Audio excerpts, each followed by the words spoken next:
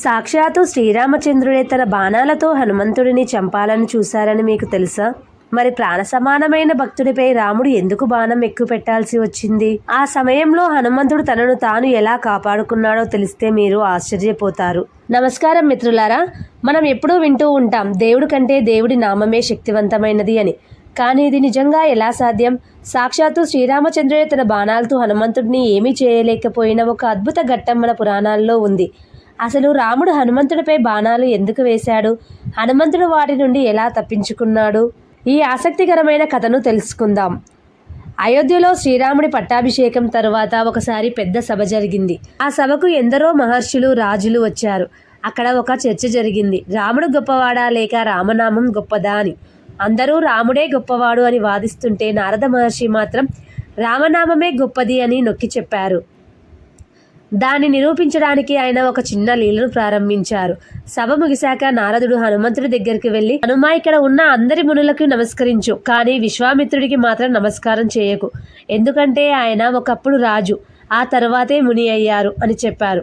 అమాయక భక్తుడైన హనుమంతుడు నారదుడి మాట విని అందరికీ నమస్కరించి విశ్వామిత్రుడిని మాత్రం వదిలేశాడు. దీనితో విశ్వామిత్రుడు ఆగ్రహంతో ఊగిపోయాడు. తనను అవమానించిన హనుమంతుడికి మరణదండన విధించమని రాముడిని కోరాడు. గురువు ఆజ్ఞను జవదాటలేని రాముడు తన ప్రాణప్రదమైన మరుసటి రోజు ఉదయం సరయూ నది తీరాన హనుమంతుడు నిలబడి ఉన్నాడు. రాముడు తన కోదండాన్ని చేతబట్టి ఎదురుగా నిలబడ్డాడు. హనుమంతుడికి తెలుసు తన పైకి బాణాలు వేస్తుంది తన ఆరాధ్య దైవం రాముడే అని.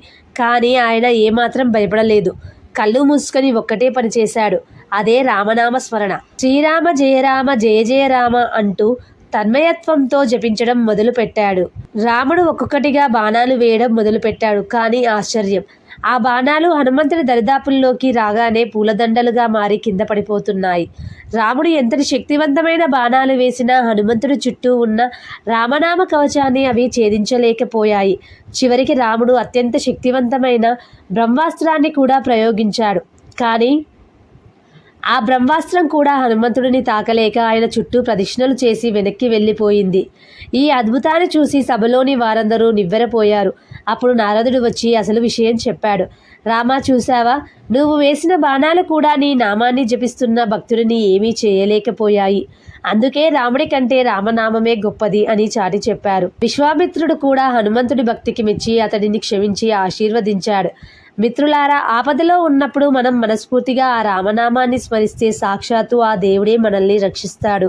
ఈ కథ విన్న తర్వాత మీకు కూడా అర్థమై ఉంటుంది, మనం నమ్మకంతో ఆ రామనామాన్ని స్మరిస్తే ఏ ఆపద మనల్ని తాకదు అని. మీరు కూడా ఆ శ్రీరాముని అనుగ్రహం పొందాలనుకుంటే కామెంట్లో జై శ్రీరామ్ జై హనుమాన్ అని కామెంట్ చేయండి.